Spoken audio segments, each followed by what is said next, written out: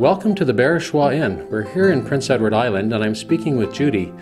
Now Judy has been really the owner and the runner of this facility for, I think it was 25 or 26 years she mentioned, but she can certainly set me straight in a minute.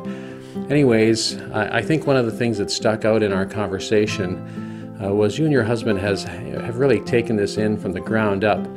But the thing that stuck in my mind was what you said was a labor of love. And so tell us a little bit about putting this beautiful inn together. Well, we had this wonderful antique bed, that canopy bed, and we lived in a modern house, and we looked for a house to fit the bed. And we actually found it in Rustico.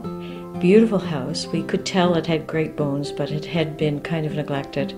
And my husband and I thought, we had a vision, I guess. We could see past all of the work that had to be done.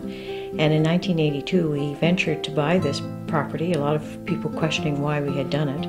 And we set out to restore the house. It was a huge task. We had to really basically take all of the woodwork off and number it and stack it and really gut the house and start with new wiring, plumbing and heating, new walls, and put everything back together again, as well as repairing the existing moldings and so on as we went.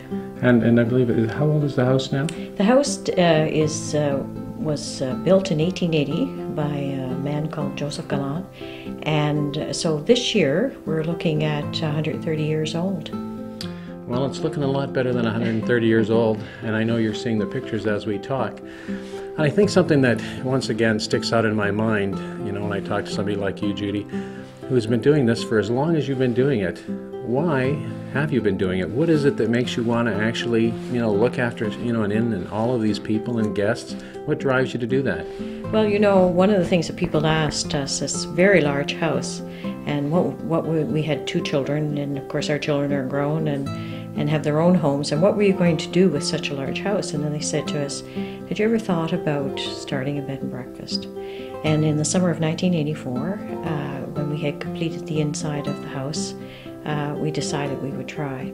And one of the things I think that appealed to us, it's hard work, you know, being a bed and breakfast operator. It's, you know, you start very early in the morning and you go to late in the evening. But I think one of the things is that you've had such a great reward by restoring this house and bringing it back to its beauty of, you know, 130 years ago.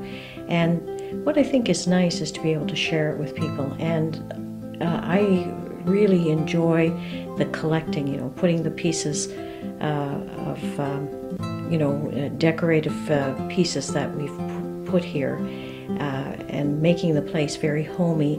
And actually it's a reflection of the owners. And I think it has a lot of appeal for people who visit.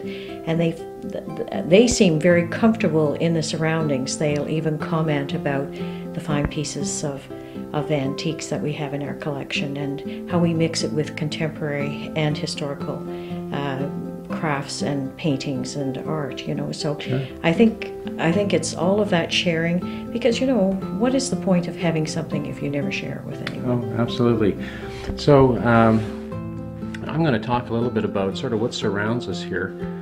And then I actually asked Judy to read from her guest book, you know, so she could tell me about, you know, why people love coming here. And there was one in particular that stood out, but before I let her read that, I want to let you know how centrally located we are, and we're pretty much surrounded by every place you'd want to go while you're on the island. And so, you know, Cavendish Beach, Green Gables, you know, close to town, incredible restaurants. We're talking about fine dining, 3 of the top lobster supper locations on the island. So pretty much anything you'd like to do, whether that's kayaking, swimming, playing golf, all of those things are really, you know, in a very short drive to where we are. So very nicely located.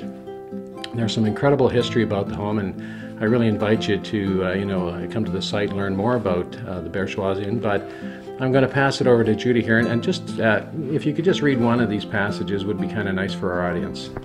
Well, it's just a recent one. Okay. This spring we had a wonderful visitor, and you know, one of the things that I often say to our visitors, you've been just such nice visitors. I've really enjoyed your company, and we have so many interesting people, and they in turn, I think, express themselves very well sometimes in the book, and I always check after they've left. Great. And enjoy what they have to say.